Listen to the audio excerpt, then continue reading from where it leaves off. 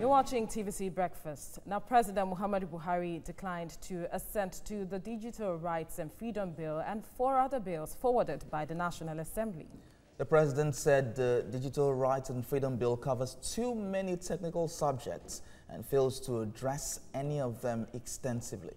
He further stated that the technical subjects, which include surveillance and digital protection, law for interception of communication, digital protection and retention, are currently the subject of various bills pending at the National Assembly.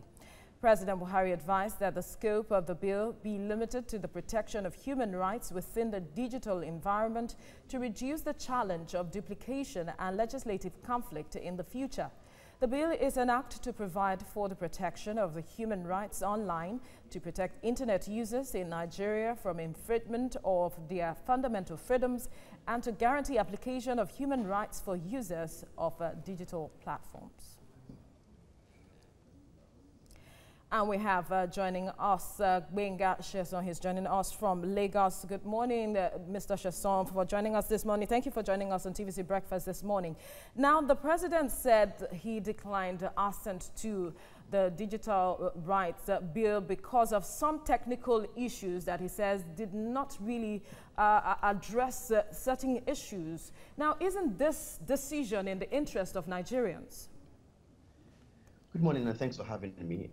The president's decision not to assent to the bill is not, and I want to say that clearly, is not in the interest of Nigerians in the short term. And why I say that is that the president still has a chance to, give his assent to the bill at some point. And when that happens, then we can confirm that what is done is in the interest of Nigeria. But right now, the president withholding his assent is a major setback on many fronts as far as rights are concerned, especially for a country that seeks, to diversify its economy and bring the internet in as a major platform for our economic growth, and then slowing down what could be good news in terms of the internet. But if you look critically, do we have the structures in place, even if he had assented to this, to ensure the enforcement of these laws?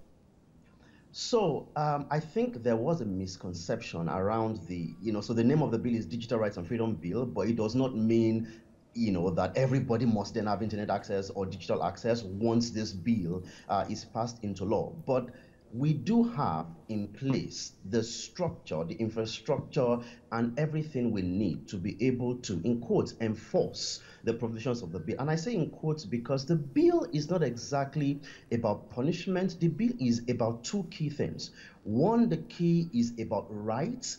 And also the key, the bill is about responsibilities. And when it comes to rights, many of those rights are issues and principles that Nigeria, through its constitution, has kind of alluded to in the age before the digital age. And the bill now then solidifies that commitment and makes provision. So, for example, when the president said that the bill touches on many technical issues, and I find that interesting because a bill on rights will definitely touch on many issues. In a very good example is that anything that talks about human rights in this age, or the age we were in before, will definitely touch on many things. It will touch on finances. You can't say because you're talking of human rights, we can't talk of another law on finance. You can't say because of that, you can't talk of another law for the police or another law for customs and things like that. All of the issues that were mentioned are issues that come face to face with the rights of citizens. A very good example is the experience we had a few months ago. 2 different examples. One was a general hospital, a major general hospital in Nigeria, that unfortunately published online the information of patients, including information of those who came to seek advice or came to do tests for HIV/AIDS, and this was made public. Now, this is a violation on 2 different fronts. This is a violation of their fundamental rights, but you can't then say that because this also has to do with data privacy that they shouldn't talk about rights. So there are many cross-cutting issues, as we have with many other things like youth and gender. This is a major cross-cutting issue, so you can't box it. We can't box rights and say that every other thing is on its own. They are all things that weave into each other.